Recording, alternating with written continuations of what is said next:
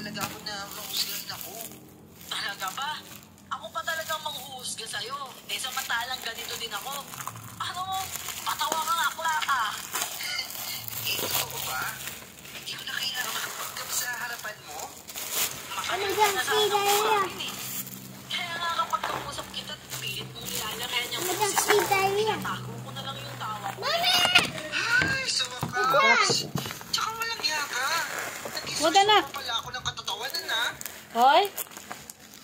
Hindi ko akalaing Ay, oo. pa sa honeymoon. Hindi ko lang matanggal kasi hindi ko kaya. Nabawasan na ang bigat sa dibdib Wait ko. lang. At kahit papano, nadagdagan ng kumpiyansa. Ganun ba? Salamat naman. Tatanggalin ko na. Tulungan na kita. Check.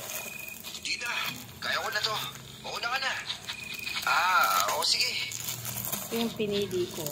Pagtalikod niya ay hindi ko mapigilang lumilap sa paligid. Pakiramdam ko ay may nagbago doon.